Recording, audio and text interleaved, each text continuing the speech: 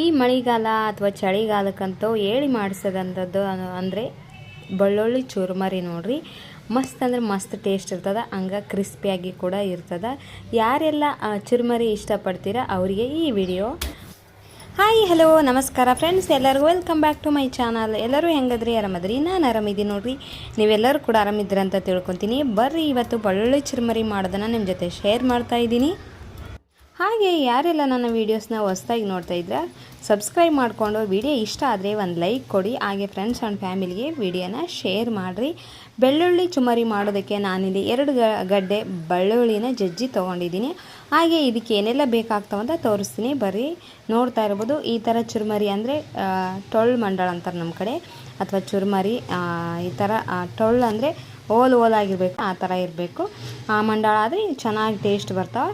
ಹೀಗೆ ಬೆಳ್ಳುಳ್ಳಿನ ಜಜ್ಜಿ ತೊಗೊಂಡಿದ್ದೀನಿ 2 ಗಡ್ಡೆ. ಖಾರ, ಉಪ್ಪು, ಅರಿಶಿನ, ಅದಕ್ಕೆ ಎಷ್ಟು ಬೇಕಾಗ್ತದೆ ಎಣ್ಣೆ, ಕರಿಬೇವು ಮತ್ತು ಕಡಲೆ ಬೀಜ, ಹಾಗೆ ಈ ಥರ ಹುರಿಗಡ್ಲೆನ ಇಷ್ಟಿದ್ರೆ ಸಾಕು ನೋಡ್ರಿ. 5 ನಿಮಿಷದಾಗ ನಿಮಗೆ ಬೆಳ್ಳುಳ್ಳಿ ಚುಮರಿ ರೆಡಿ ಆಗ್ತಾವೆ. ಈ ಚಳಿಗಾಲಕ್ಕಂತೂ, ಚಳಿಗಾಲ ಅಥವಾ ಮಳೆಗಾಲಕ್ಕಂತೂ ತುಂಬಾ ಸೂಪರಾಗಿರ್ತಾವೆ, ಕ್ರಿಸ್ಪಿಯಾಗಿರ್ತಾವೆ. ಬರ್ರಿ ಹೆಂಗೆ ಮಾಡೋದಂತ ನೋಡೋಣ ಅಂತ. ಇಲ್ಲಿ ಒಂದು ಈ ಥರ ಕಡಾಯಿನ ತೊಗೊಂಡಿದ್ದೀನಿ. ಅದಕ್ಕೆ ನಿಮಗೆ ಎಷ್ಟು ಬೇಕು ಅಂದರೆ ಕ್ವಾಂಟಿಟಿ ಮೇಲೆ ಎಣ್ಣೆನ ಹಾಕ್ಕೋಬೇಕು ನೋಡಿರಿ. ಜಾಸ್ತಿ ಮಾಡೋದಾದರೆ ಸ್ವಲ್ಪ ಜಾಸ್ತಿ ಆದರೆ ಖಾರ ಉಪ್ಪು ಎಲ್ಲ ಚೆನ್ನಾಗಿ ಹತ್ಕೊಳ್ತದೆ. ಹಾಗಾಗಿ ನಾನಿಲ್ಲಿ ಇದ್ರ ಫುಲ್ ಮಾಡ್ತೀನಿ, ಅಂದರೆ 2.5 ಸೇರಷ್ಟು ಹಿಡಿತದೆ ಇದು.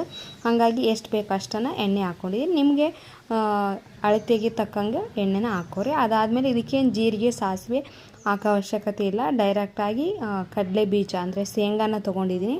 ಶೇಂಗಾನ ಚೆನ್ನಾಗಿ ಕೆಂಪಗಾಗೋವರೆಗೂ ಹುರಿಬೇಕು. ಪೂರ್ತಿ ಅಂದರೆ ಒತ್ತಬಾರ್ದು, ಅಷ್ಟೇ ಮೀಡಿಯಮ್ ಸಣ್ಣ ಲೋ ಫ್ಲೇಮಲ್ಲಿ ಇಟ್ಬಿಟ್ಟು ಚೆನ್ನಾಗಿ ಈ ಥರ ಚೆನ್ನಾಗಿ ಗೋಲ್ಡನ್ ಬ್ರೌನ್ ಆಗೋ ತನಕ ಶೇಂಗಾನ ಚೆನ್ನಾಗಿ ಫ್ರೈ ಮಾಡಬೇಕು ನೋಡಿರಿ. ಪೂರ್ತಿ ಕರ್ರಗಾಗಬಾರ್ದು, ಒತ್ತಿದ ವಾಸನೆ ಬಂದ್ಬಿಡ್ತಾವೆ. ಚೆನ್ನಾಗಿ ಫ್ರೈ ಆದಷ್ಟು ಶೇಂಗಾ ಇನ್ನೂ ಟೇಸ್ಟ್ ಆಗ್ತಾವೆ ನೋಡಿರಿ. ಅದಾದಮೇಲೆ ನಾನಿಲ್ಲಿ ಉರಿಗಡ್ಲೆನ ಸೇರಿಸ್ಕೊತಾ ಇದ್ದೀನಿ. ಇದನ್ನು ಕೂಡ ಚೆನ್ನಾಗಿ ಫ್ರೈ ಮಾಡಬೇಕು. ಶೇಂಗಾ ಮತ್ತು ಉರಿಗಡ್ಲೆ ಜಾಸ್ತಿ ಇರೋದ್ರಿಂದ ಚುಮರಿ ಟೇಸ್ಟಿಯಾಗಿ ಅನಿಸ್ತಾವೆ. ಅದಾದಮೇಲೆ ನಾನಿಲ್ಲಿ ಜಜ್ಜಿ ತೊಗೊಂಡಿದ್ದಂಥ ಬೆಳ್ಳುಳ್ಳಿನ ಹಾಕೋತಾ ಇದ್ದೀನಿ ನೋಡಿರಿ.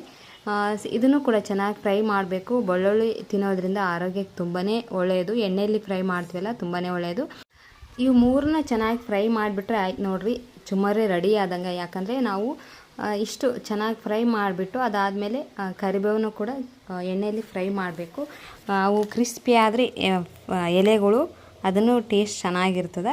ಅಂದರೆ ಇದು ಎಲ್ಲ ಫ್ರೈ ಆದಮೇಲೆ ಲಾಸ್ಟಿಗೆ ಹಾಕ್ಕೊಂಡು ಸ್ವಲ್ಪ ಒಂದು 10-20 ಸೆಕೆಂಡ್ ಎಣ್ಣೆ ಕಾದಿರ್ತದಲ್ಲ, ಫ್ರೈ ಮಾಡ್ಕೊಂಡ್ಬಿಟ್ರೆ ಎಲೆಗಳು ಕೂಡ ಕ್ರಿಸ್ಪಿಯಾಗಿ ಆಗಿಬಿಡ್ತಾವೆ. ಅದಾದಮೇಲೆ ಉಪ್ಪು, ಖಾರ, ಅರಿಶಿನ ಹಾಕ್ಕೊಂಡು ಸ್ವಲ್ಪ ಹಂಗೆ ಹಾಕಿ ಕೆಳಗೆ ಇಳಿಸ್ಬಿಡ್ಬೇಕು. ಯಾಕಂದರೆ ಖಾರ ಇರೋದ್ರಿಂದ ಒತ್ತು ಬಿಡ್ತದೆ ಮತ್ತು ಸ್ಮೆಲ್ ಇದಾಗ್ಬಿಡ್ತದೆ. ಜಾಸ್ತಿ ಫ್ರೈ ಮಾಡಬಾರ್ದು ಖಾರ ಉಪ್ಪು ಹಾಕಿದ ಮೇಲೆ. ಹಂಗಾಗಿ ನಾನಿಲ್ಲಿ ಅರಿಶಿನ ಉಪ್ಪನ್ನ ಹಾಕ್ಕೊಂಡು ಅದಾದಮೇಲೆ ಖಾರನ ಹಾಕ್ಕೊಂಡು ಇಲ್ಲ ಆಫ್ನ ಮಾಡ್ಕೊಂಬಿಡಬೇಕು, ಒಲೆ ಆಫ್ ಮಾಡಿಬಿಡ್ಬೇಕು. ಯಾಕಂದರೆ ಇಲ್ಲಾಂದರೆ ಖಾರ ಒತ್ತಿ ಬಿಡ್ತದೆ, ಕರ್ರಗಾಗ್ಬಿಡ್ತದೆ, ಟೇಸ್ಟು ಕೂಡ ಸ್ಮೆಲ್ ಆಗಿಬಿಡ್ತದೆ, ಚೆನ್ನಾಗಿ ಬರಲ್ಲ. ಈ ಥರ ಹಂಗೆ ಚೆನ್ನಾಗಿ ಮಿಕ್ಸ್ ಮಾಡ್ಕೊಂಬಿಡಬೇಕು. ಫುಲ್ ಹೀಟ್ ಇರ್ತದಲ್ಲ ಕಡಾಯಿ ಎಲ್ಲ, ಅದರಲ್ಲೇ ಫುಲ್ ಕ್ರಿಸ್ಪಿ ಆಗಿಬಿಡ್ತಾವೆ. ಮತ್ತೇನೋ ಒಲೆ ಹಚ್ಚೋ ಅವಶ್ಯಕತೆನೇ ಇರೋಂಗಿಲ್ಲ.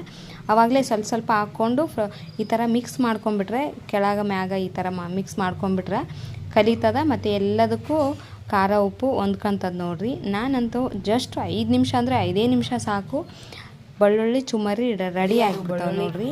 ನಿಮಗೂ ಈ ವಿಡಿಯೋ ಇಷ್ಟ ಆಯ್ತು ಅನ್ಕೊತೀನಿ. ಇಷ್ಟ ಆಗಿ ನಿಮಗೂ ಬೆಳ್ಳುಳ್ಳಿ ಚುಮರಿ ಮಾಡಬೇಕಂದ್ರೆ ಟ್ರೈ ಮಾಡಿರಿ. ಹೆಂಗೆ ಬಂತಂತ ಕಮೆಂಟ್ ಮೂಲಕ ತಿಳಿಸ್ರಿ.